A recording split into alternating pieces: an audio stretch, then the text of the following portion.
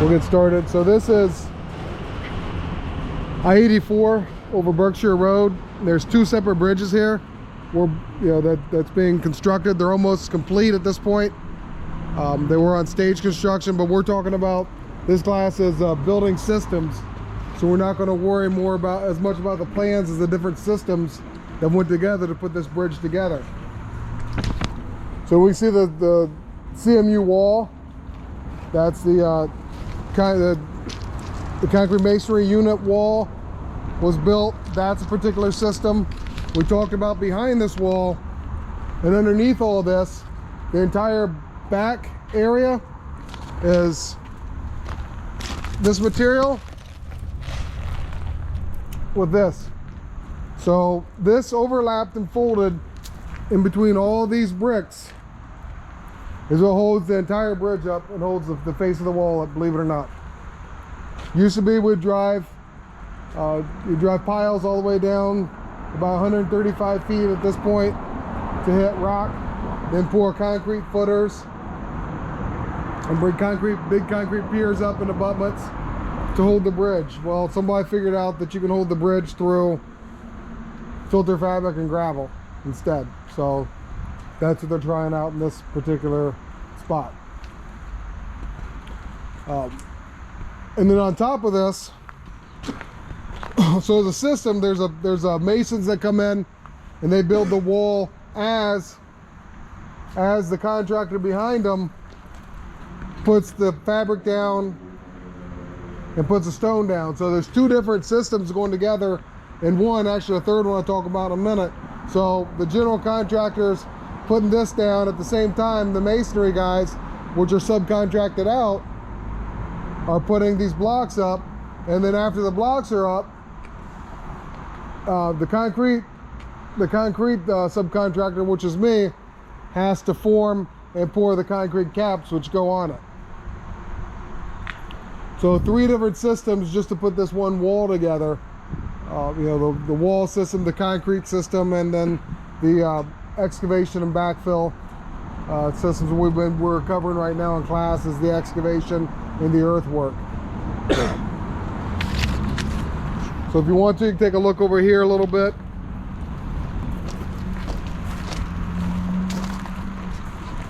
You kind of see a side view of this. This was all filled up.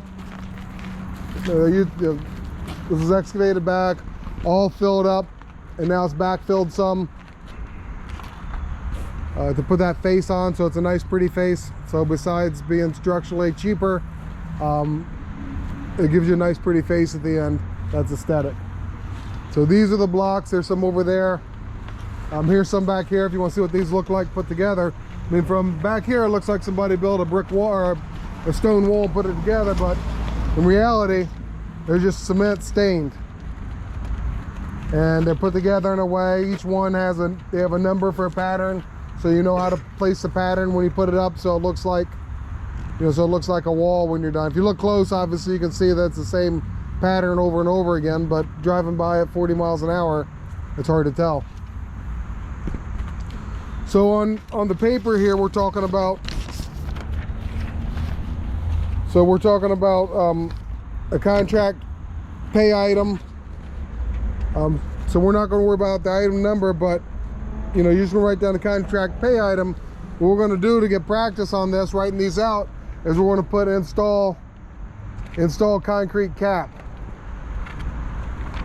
So that's going to be your pay item, which I told you. So that concrete cap that's being built on top of the wall, that's what our pay item is going to be.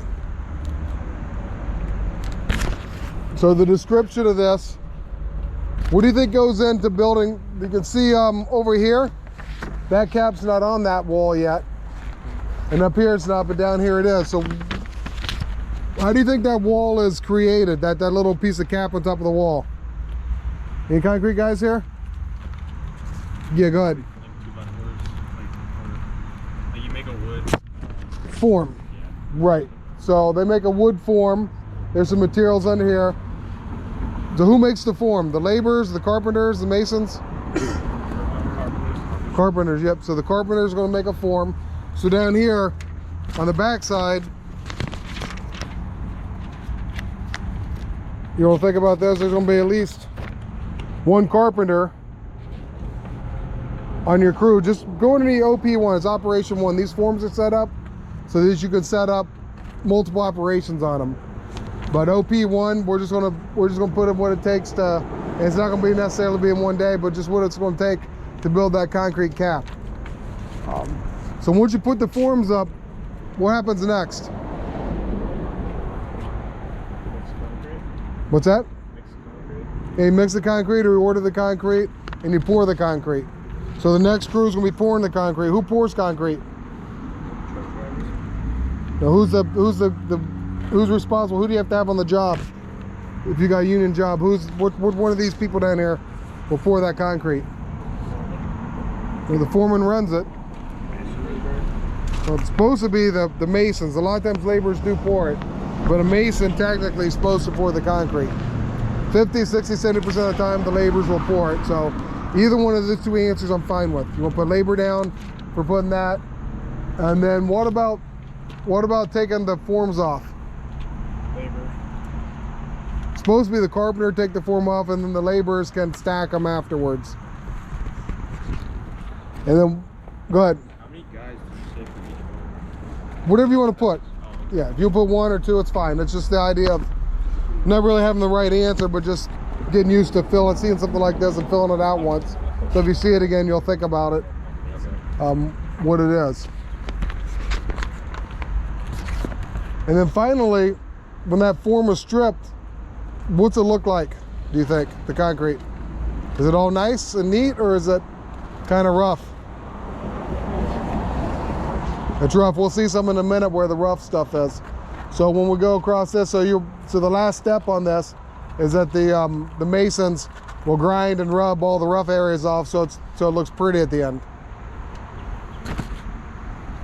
So if you were an inspector, you'd write down, if they're working on that cap, you'd write down, you know, well, today they formed the cap, or today they poured the cap, this is the kind of concrete they used, this is, you know, the equipment they used, this is how much time it took them. And if you're the general contractor, you do the same thing. Or if you're the subcontractor, make sure that all the information is written down for how long it took, how many guys did it, the equipment you used, the materials you used. Because if there's any payment disputes later on, these notes will help resolve those.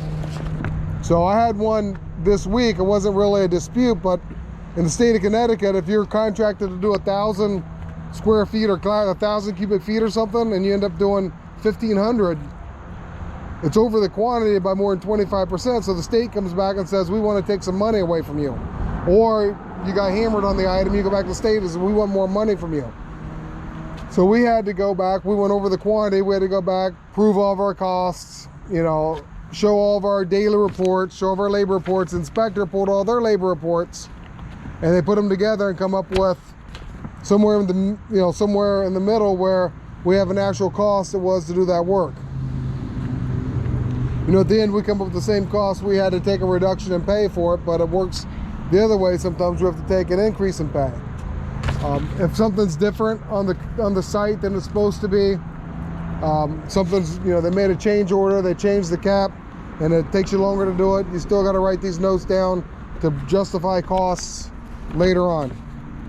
And like I said, if you ever become an inspector, you got to write all these notes that may be used later on to justify costs, or to prove, you know, what, you know, days that people were here, were not there, certified payrolls, things like that. So you can write down a description for this cap.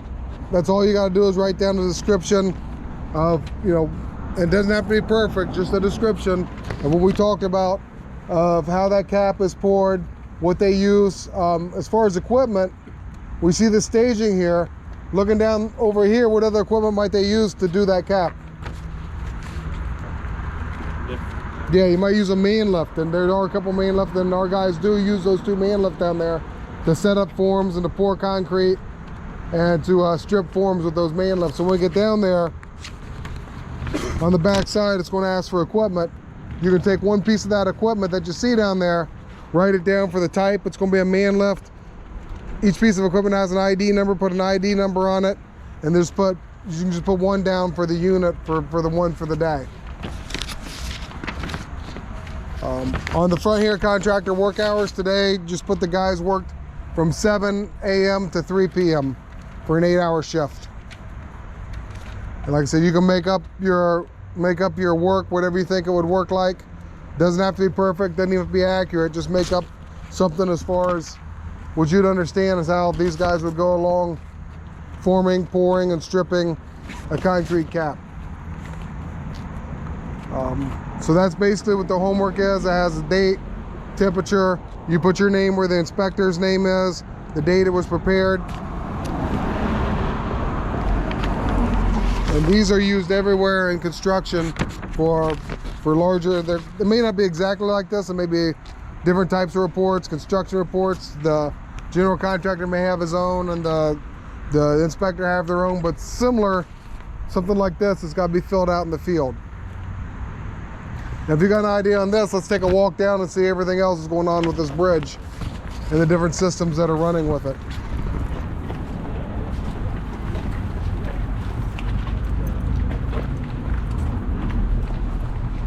So started off in 2019 with a highway a little bit wider and a big gap in between these bridges. Then one stage was built, the second stage was built, and now it's almost complete.